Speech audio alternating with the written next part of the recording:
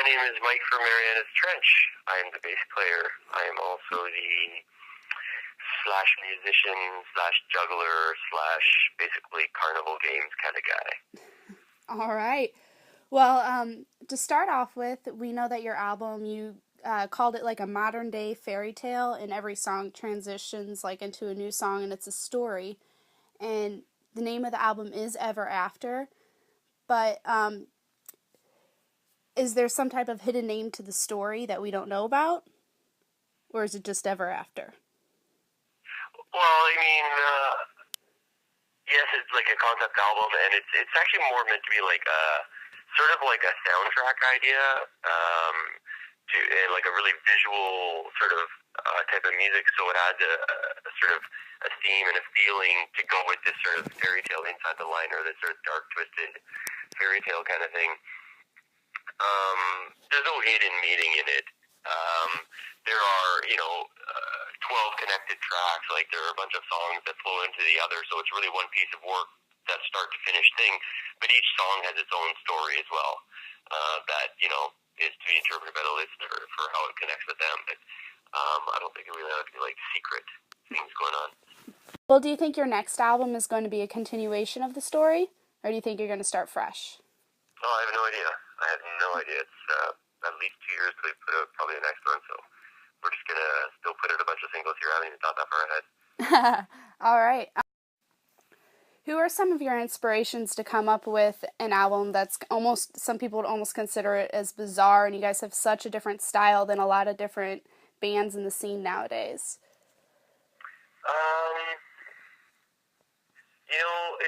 It's bands like Queen and like Brian Wilson and some bands more like 70s kind of stuff where there was a lot more of a complete album, and the lack of expectations within music where people are actually trying to be as creative as possible rather than write 3 singles and fill up the album with a few of the tracks. So growing up listening to your parents' collections of music that has all these great, really creative artists in there, it's nice that at least our record label is really cool and lets us sort of press the or sort of expand the sort of boundaries a bit, like test our limits, and it's good for the writing process, especially for Josh, because he's the writer. It gives him a lot of freedom to do what he wants, but also challenges him so he's interested and has fun doing it. Okay, cool. And so you're going to throw some disco in next, right? I mean, 70s. Yeah, who knows, man? Disco is the old school version of today's dance, I'd say, but there's a little bit of extra, a little funk in there. All right. Well, you guys are from Canada, and you're touring the United States right now. Are there any Canadian things you miss, like ketchup chips? I didn't even realize ketchup chips were only Canadian until we got here, but I don't eat a lot of ketchup chips anymore. As a kid, I ate them, like, all the time. Not yet. We just got here. We're in New York City right now, and to be honest, when you're away, I really like getting the experience of the country or the city or even just the part of a country that you're in.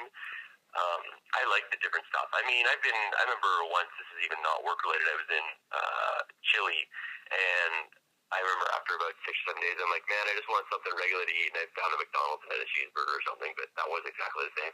But I don't miss it, man. The tour is only 2 weeks long anyway, so it's actually the reverse, where I just want to soak up as much of the culture of the places we're going as possible before I'm back home.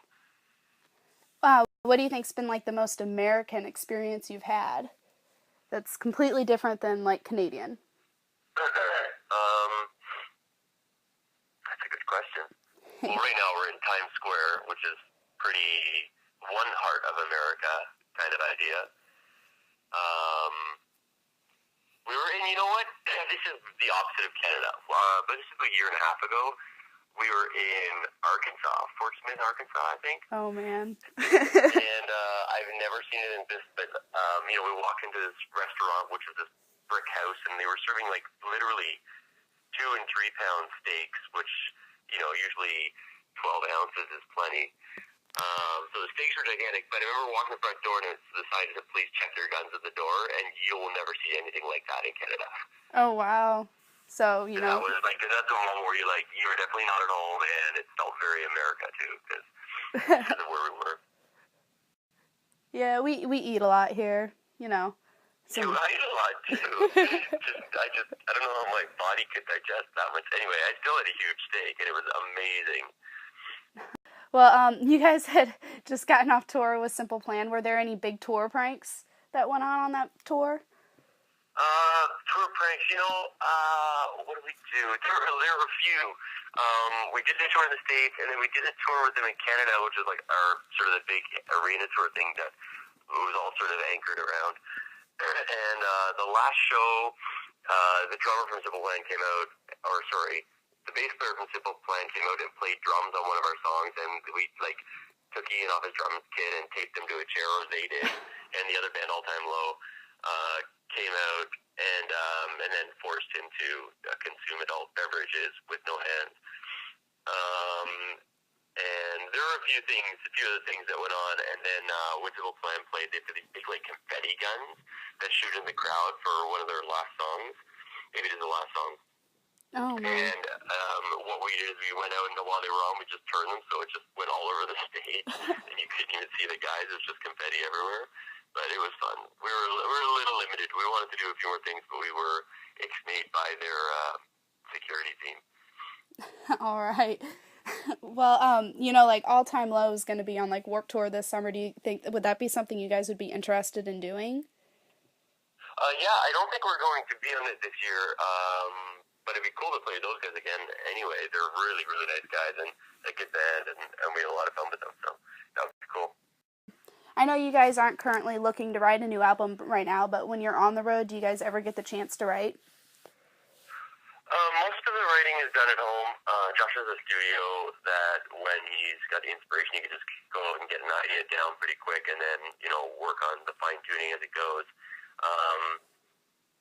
Sometimes there's writing going on, but to be honest, when you're on the road, usually you're pretty tired the whole time, and you're saving it up every day for a good show, and you kind of get all of your creative energy and your musical energy out, and you just need a break. And there isn't, some bands can do it. I find with us that there isn't a lot of the writing while you're on the road. It's a little bit more of you're kind of just spent, Oh, yeah, definitely. But don't get me wrong, I love it. It's the best. It's the best for the job for me. I love the adrenaline rush of playing everything. But once you're done, you're like, I don't need to hear music for the other 20 hours a day because you hear it during sound check when the other bands are playing another sound check, and then you're thinking it's like loud music for 4 or 5 hours, and it's like, okay, I need a break. Everybody needs a break sometimes. It's a job. Yeah. People seem to forget that. Man, those guys are listening to music all day long in their dressing room, all day long, and then they go play their set. I don't know if they listen to music after or not, because we're playing after them, and then everything goes up crazy after that. Oh, wow. I guess they don't rest. Well, writing Ever After, what song was the fastest, do you think, to collaborate together, and which one was the most difficult? The fastest? There are a few songs that came together pretty quickly, actually. Literally the way it works is Josh will go to the studio and write a song and send a demo out, and then we'll listen to it and give our input, and some of them are literally complete when we hear them. It's just a matter of getting the best recorded takes.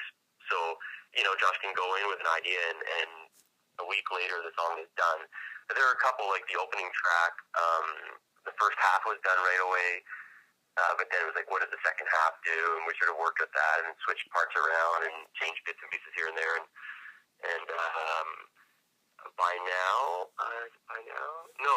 Fallout had a couple different versions over months where it was like, oh, we just got to figure out what the right thing is. There was not the second chorus kind of thing. I don't know how to explain it properly, but so some of them, first Ever After and Fallout definitely had a few different versions, and God, which ones were they that came together so quickly? I'm not sure, actually. Can't remember anymore. It's all good.